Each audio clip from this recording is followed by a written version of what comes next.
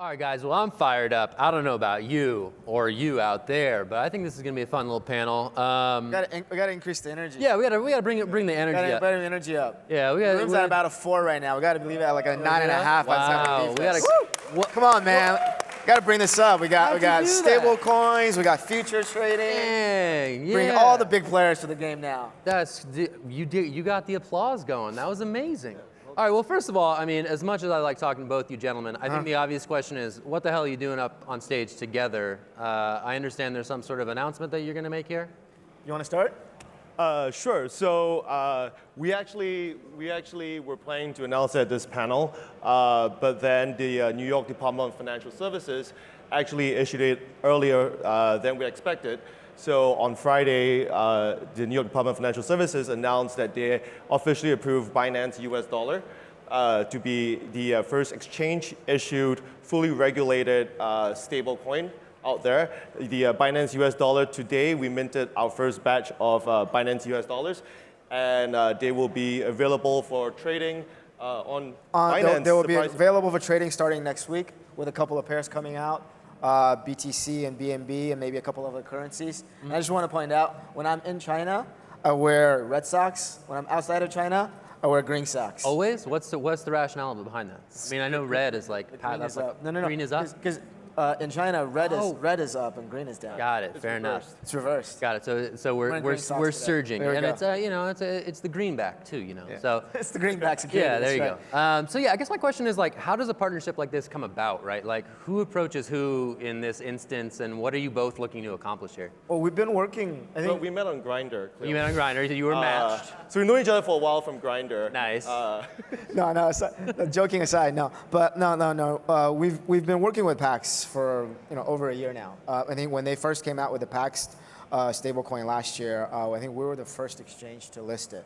Yeah. And I think Binance as a whole, we've had multiple stablecoins listed on there, and we've been exploring different partners, and to basically have a US dollar-backed stablecoin. I think one of the things people ask you is there's already like 5 out there. What's the point of another one? I think the importance is that each one is different in terms of the issuance mechanism, the blockchain that it's served on, the regulation, where the money sits, right? What bank or what trust structure. So I think it's really important for us to basically to have a partner in this case, in that sort of have the expertise to have a regulated stablecoin under sort of the New York DFS, and then money is sitting, I think, with a trust company in the U.S.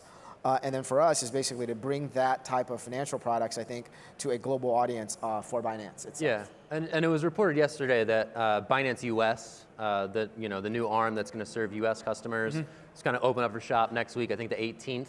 How does this relate? Is this a related development as you seek to serve U.S. customers in a compliant way, or is this a product that you would have developed irregardless of that? Yeah, I think this is a product that would have been developed irregardless of that. It was just the timing of it. We've been doing a lot of work behind the scenes, and I think Binance US, we're working with our local partner, BAM Technology there, to basically licensing the technology, the trading, and hopefully bring the same liquidity and experience to US users in a compliant format. The registration in terms of for users to starting their KYC process starts next Wednesday. Got it. And trading will commence following that. Initially, there's going to be a deposit we'll be opening for crypto deposit as well for the initial Big 5 and the USDT stablecoin at that point. I think ultimate goal is to have BUSD on the platform there as well, but I think it's just we are gradually ramping up, and I think one of the things is really important is basically I think the critical role that we've seen that stablecoin, especially the fiat-backed stablecoins, have played in terms of growing sort of crypto trading as a whole. Yeah. Do you guys see this as an attempt to unseat Tether as sort of the dominant stablecoin? Is that a fight not worth fighting? Where do we fit in the picture with the existing options that are out there, and especially as we talk about a regulated and compliant option? Right. So Paxos does a range of things, but then it was actually around this time last year that we launched Pax, our regulated stablecoin. And so we've kind of been in the space, trying to have a better, more stable option out there than Tether. And we do see some people trying to realize the difference between stablecoins, and we do see more interest in having something that's regulated, that's backed, and transparent. And I think more importantly, it can be freely converted to cash with no limits and no fees, right? So as we kind of work out in the space and try and figure out how we can get market share, it became apparent to us that key players can affect change significantly more rapidly than a stablecoin issuer or trust company, right? So it made a lot of sense to work with the world's largest exchange, Binance, to basically give them this option. And because their users are the people that have to decide if they want a different option and not a trust bank in New York. Got it. Right? So we just want to create the tools for the companies, for Binance to basically be able to have that option for their users. Yeah, Rich, I can't remember if it was you or your colleague Chad, co-CEO, who kind of introduced this term of regulatory stack as something that a company like Paxos can offer its partners. Sort of this almost like a stablecoin as a service idea. Right. Explain that. So you're basically sort of lending regulatory expertise to other major players, obviously, who want to dabble in those realms. Talk to me about that concept of regulatory stack specifically. Sure. So, Paxos in 2015, we received our New York Trust Bank license. We're the first in the crypto space to have it. We've been operating under that in the US for quite a few years now. And we've found over time that as companies come to the space, they want to do things the right way, but it's actually not that easy, and it takes a lot of time. And for some companies, they have that strategy to build that on their own. I think that's great, but then that takes time and effort and obviously money. So we believe that we're very strong at that. We have that whole infrastructure in place. It goes beyond the trust bank. It's a series of processes that we do, accounts that we have. We're a DTCC member. We're a SWIFT member. We do a lot of we have a lot of capabilities in that regard as well. So as we kind of think about how we can work better with other players in the space, we decided to try to package that in a way where it could more easily help companies who want to launch key products do that.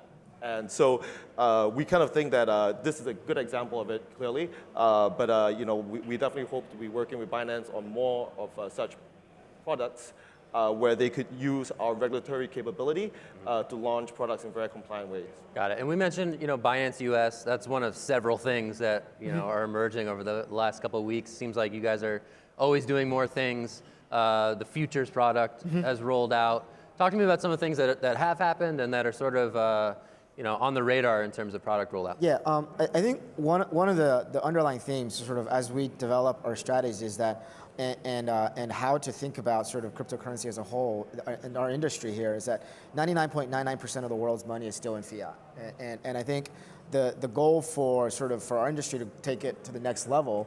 To get more adoption, I think we need to figure out how to make that conversion faster, more frictionlessly, and easier, and safer. And I think that's been sort of Binance's strategy in terms of basically building up more fiat presence and fiat exchanges or gateways around the world. For example, for second quarter of this year, we launched a Binance Singapore, which is a Singapore dollar on-ramp and off-ramp in an alpha fiat into crypto for Singaporeans only. And we're looking to basically using that base to add basically additional currencies and users into Southeast Asia from a fiat perspective. In Europe, in January of this year, we launched a domiciled out of the Channel Islands, Jersey, a British pound and euros gateway. And I think, also something in Australia as well. And I think last year we launched something in Africa that's domiciled out of Uganda. That's sort of for fiat gateway for Uganda shilling to sort of to ramp up or to test out some of our charity ideas there. And I think we're going to continue to push forward. And I think over the course of for the remaining of this year, we're looking to add basically 2 to 3 more sort of major global currencies as part of sort of the Binance ecosystem. I think this is a really important gateway in terms of working with Paxos for the BUSD, and that this is an official sort of like US dollar on and off ramp within the sort of the Binance ecosystem for fiat. I think that's one big strategy. I think the other big one, I think, that on that part of it, we need to bring more users, we need to bring more money into the ecosystem, right? On the other side of it, I think Just Binance users in general over the last 6 years now have been demanding for more sophisticated trading, and that's futures and derivatives. Binance itself, we launched our margins. We opened up margins for about close to 10 different tokens now, and we've also added a lending product or a interest-driven generating product for people that's similar to staking that we talked about, that these guys talked about earlier. That for users, you can lock your coins for 14 days. And get return on it, anywhere annualized between 5 to 15%, depending on what token it is, and that goes against basically to the margin that's available within the platform. So I think that's something that I think is really powerful. Yeah. Can I stop you right there, because I'm really curious about how you guys seemingly respond to consumer demand so quickly. Can you take me inside the C-suite and give me a picture of how you're able to quickly kind of mobilize these different products? I think speed and execution is, I think, within our DNA. We're just a 2-year-old company. So I think we've gotten to our size because of speed. And I think that's something that it reverberates, I think, within our organization, within our culture. And we make mistakes all the time, but we move on. Like, we don't really dwell on what happened before. We dwell on sort of what we have to build in the future.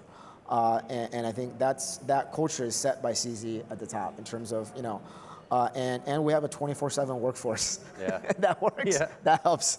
People everywhere. Yeah. That's cool. As we talk about stablecoin competitors and also this the challenge of mass adoption, I'm really curious for each of your personal takes on Libra and that effort, and how you guys are viewing Facebook and their consortium, their entry into the crypto space. Rich, you have any thoughts on Libra and how that relates? Sure. So, Libra is clearly very exciting. It's done a lot for the stablecoin space, because now stablecoin, the idea of a stable cryptocurrency, is now top of everyone's mind, including regulators. So it's definitely been a huge help to the industry. For us, launching just US dollar alone was very difficult to do it in a compliant manner, because if you don't do it in a compliant manner, it's not going to be scalable. Yeah. Which is kind of, you can have a lot of stable coins, but if you hit 10 billion, nothing's going to work. So we took a long time. The whole process was quite tough just to get one currency, one government. And so we think that multiple currencies, multiple governments is going to be extremely difficult. Hopefully with the muscle behind Facebook, that's going to be possible. But then it's going to be significantly more difficult, I think, to accomplish. And the other issue, obviously, is that very few things are priced in multiple baskets of currencies. So, the concept is great, but the amount of user and regulatory issues that they will have to face to get it to a scalable level probably would be quite difficult. Yeah, you're an exchange. Maybe there's a future in which Libra is traded on Binance, but what's your take? We'll list it. You'll list it, sure. We'll list it, sure. Yeah. If they print it, right? Yeah, if it gets there. Yeah. No, but on a larger scale, I think you're seeing the ramifications or the aftershock of the announcement all over the world right now. I think sovereigns are getting scared, because the power of the printing, the power of the money printing machine is being impacted by organizations and companies and federations instead of countries now. I think you're seeing China reacting by looking to do an offshore RMB digital token. You're seeing basically, and I think one of the things I want to iterate, I want to sort of focus here is actually, we announced a couple weeks ago that we want to drive what we call the Venus initiative, which is basically a regional or industry-based Libra, right? I think that's the way to look at it. Like if you look at Libra as is, it's very closed. Entry. It's like a private club almost. Like you got to pay $10 million to get in. We got 30 people in already. They're the best-looking people in the world. We're gonna let 70 more people in, and we'll get to pick who those best-looking people are. Yep. And you have to pay $10 million. Yep. Right? So it's sort of like a very closed organization. It goes against sort of like the whole thesis of like what blockchain is, which is basically an open system, transparency, like show me what you got, right? Like be transparent, like don't hide, right? So and then so I think so we're trying to leverage the energy and the interest behind it, and how do you make it more open, right? Because we already have the Binance chain, right? We can use that to print token. So I think we have a lot of the infrastructure. We have users, right? We have interest groups that are working with us.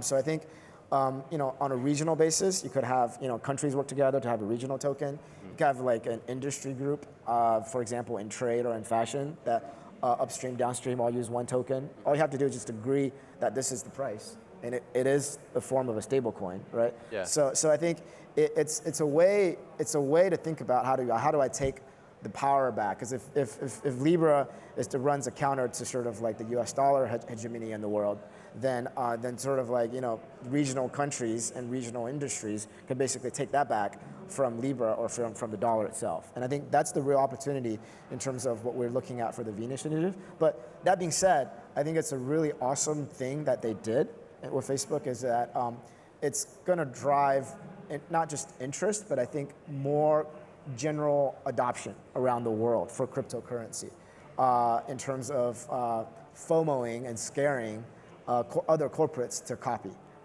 Yeah. Yeah, it's a good thing. Yeah, I mean, I think that's interesting when you talk about the future of stablecoins. That regional concept is really interesting. So you guys both, from where you sit, I would imagine you see a proliferation of stablecoins occurring over the next 2 to 3 years, rather than sort of a concentration among a select few. And if so, if you see a proliferation of different coins emerging, how do you see that playing out? Rich, from where you sit, how do you see that playing out? Right, so I think, like you said, there's more adoption, corporates, governments, and we definitely see that happening. I think next year we'll see a lot more governments start issuing stable coins and more corporations doing that as well. And I think when you look at it from the outside, it does seem that all these stable coins are roughly the same, but actually it's not. So there are a lot of specifics, for example, BUSD, there are a lot of specifics that were tailor-made for Binance specifically. And so, as we kind of think about it, it's important for corporates to have specific features that they would find useful, not just having it be US dollar, right? So, we're going to try to work with corporations and Binance to basically ensure that there's a good convertibility function. People can move this more easily, and while at the same time giving the issuer, Binance, control over how it's used, where it's traded, how its users interact with it. So more and more people will have it. They'll want more features that won't be obvious to anyone other than the issuer. But I think that's really important, and Paxos would stand behind that to ensure that the dollars are safe, and whatever features you have on the outside, you can always convert it back to $1. Which is what we do. We ensure that you get $1 for it, and that the governments who regulate it allow you to scale it to hundreds of billions or trillions or whatever it is. So we're going to continue to do that to enable Binance to have these features and have their users feel safe, and yet have them implement their strategies. Yeah, I mean, it's a massive user base, and I wonder, like, if there are challenges, like, Binance serves a lot of people. Are there challenges at scale that you had to address in this partnership that might not be obvious to the regular user? How do you account for that? I think, like I said before, like in terms of like from a planning perspective, right? I think what we have to do is just make sure that the infrastructure is right, and then iterate along the way. Because I think there's a lot of challenges that we probably don't foresee today.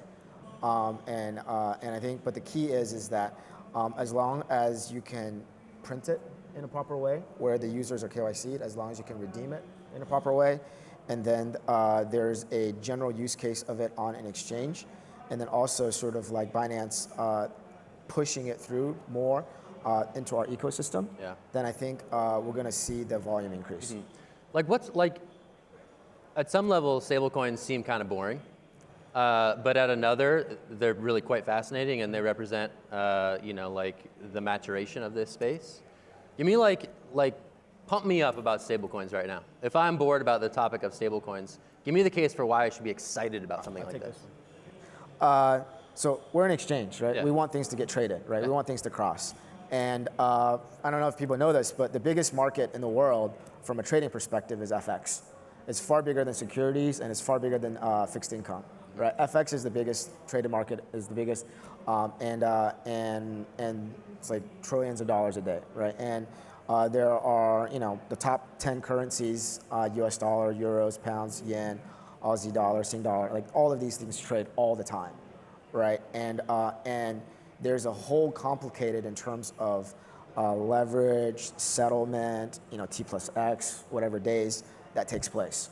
And this is what really moves a lot of the traditional traders, right? And I think all of the representations of that should take place within the digital space as well. And I think the stable coins represents, there are certain elements of it, the speed and the execution of it is much faster than sort of anything in the traditional world. Yeah, and you guys recently rolled out Paxos Gold, which is a gold-backed asset. Like, you're clearly involved in the space in a major way. Right. It doesn't have the the sexy fluctuations of a coin like Bitcoin. But why should people be excited about stablecoins here in this? Right. So I mean, to kind of add to that, FX is not just a huge market, but I think it's really important for the space in general. And so we've been around since 2012. We've been around for a long time, and back then this space wasn't about stablecoins or about whatever. It was about how can Bitcoin actually make the world better. It was about remittances, about lowering fees. It was about banking the unbanked. It's about doing all these great things for the world. And years later, 2019, almost none of that happened. And when I think back, I always think about it as in, well, you can't really do remittances unless you have FX. You can't really do payments cross-border unless you have FX. You can't really do most of this stuff unless you have FX. So I kind of think about how crypto can actually be used, and the key issue is solving for FX.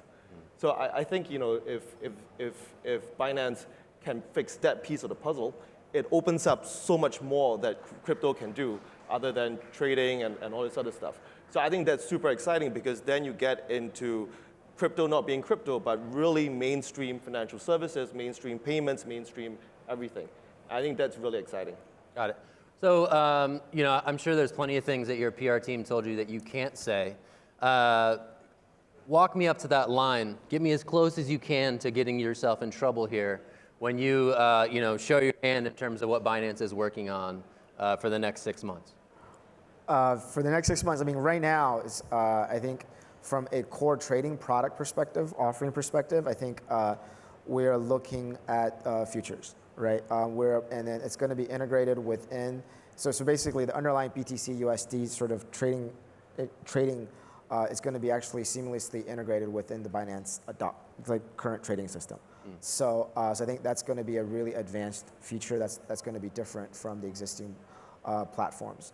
And I think that's something that we have been testing the last couple, almost month now, and is going to roll out this week. I think that's something interesting. And then we're actually, and the second thing that I can push to the line is look for something fresh coming out of Launchpad, which is our initial exchange offering platform. Yep. Historically, it's been basically just tokens and projects, but I think it could be, we're exploring whether it could be an interesting platform for other stuff. Other stuff? Yes. What type of stuff? Can't talk about it. I'm at the line already. That's fantastic. Yeah. Well, thank you for doing that. I'm going to wrap us up at our 450 mark. Join me in thanking these awesome panelists. It has been great to pick your brains about what's going on at Paxos and Binance, and congratulations on the new partnership as well. Cool. Thank you. Thank you.